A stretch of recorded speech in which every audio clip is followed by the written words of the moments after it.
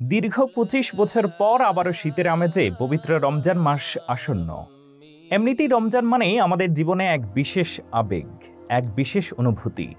আর সেই রমজান যদি হয় শীতকালে, তবে স্মৃতির পাতায় তার আলাদা জায়গা হয়ে থাকে।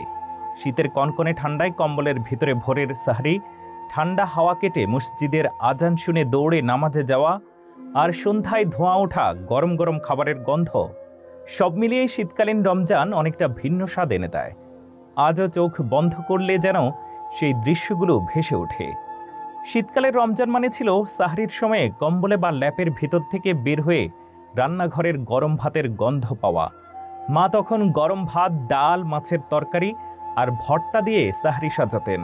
মাঝে মাঝে থাকতো মুরগির মাংস বা গরুর মাংসের ঝোল।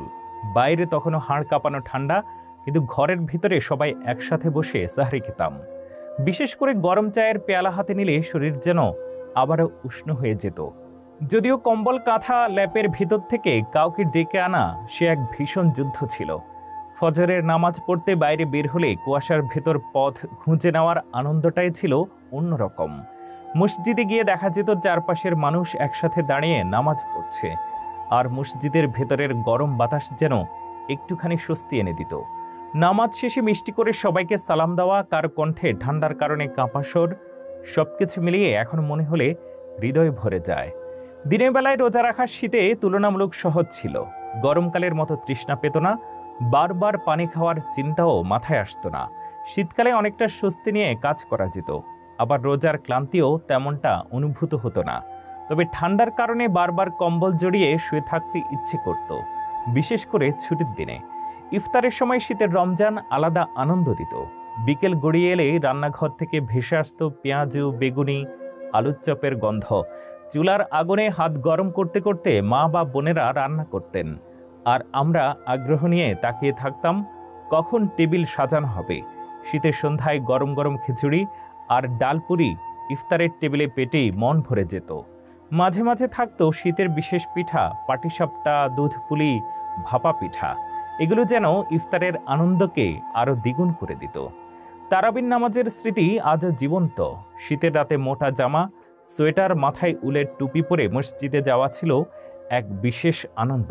মসজিদে ভিড় ঠাসা, সবাই কাঁপতে কাঁপতে দাঁড়িয়ে থাকতো, কিন্তু নামাজ শুরু হলে সেই শীতের কথা যেন ভুলে যেতাম। দীর্ঘ কেরাতের সুরেলা তেলাওয়াত শুনতে শুনতে মনে হতো সময় যেন থমকে গেছে। নামাজ শেষে একসাথে মসজিদ থেকে বের হয়ে কুয়াশার ভিতর দিয়ে হাঁটা আজও চোখের সামনে ভেসে ওঠে। শীতের রমজানের রাতগুলো অন্যরকম ছিল। সাহরির আগে আগে আত্মীয় স্বজনদের ফোনে ডেকে দেওয়া কিংবা পাশের বাড়ির বন্ধুকে দরজায় গিয়ে ডাকা, এগুলো ছিল রোজকার ঘটনা। আর ঘরে ঘরে তখন শীতের কাঁথা, মোটা লেপে ঢাকা বিছানা, কিন্তু তার মাঝেও সবাই সাহরির সময় ঠিকই উঠে পড়ত। আজকের রমজানগুলোতে অনেক আধুনিক আয়োজন এসেছে, ফ্রিজ ভর্তি জুস, ডেলিভারির খাবার, এয়ার কন্ডিশনের আরাম, কিন্তু শীতের সেই রমজানের সহজ সরল দিনগুলো, ঘরে বানানো খাবার আর একসাথে বসে খাওয়ার আনন্দের জায়গা আজ আর নেই। সেসব দিনগুলো হয়তো আর ফিরে আসবে না, কিন্তু স্মৃতির পাতায় তারা রয়ে যাবে চিরকাল। রমজান সবসময় আধ্যাত্মিকতার মাস, কিন্তু শীতকালে রমজান যেন তার সাথে বাড়তি একটুখানি উষ্ণতা এনে দিত। পরিবারের উষ্ণতা, ভালোবাসার উষ্ণতা, আর শীতের কুয়াশার ভেজা নিস্তব্ধতার উষ্ণতা, এই স্মৃতিগুলোই আমাদের মনে করিয়ে দেয় সময় যতই বদলাক, রমজানের আসল আনন্দ লুকিয়ে আছে পরিবার মিলেমিশে থাকা আর আল্লাহর সন্তুষ্টি লাভের প্রচেষ্টায়।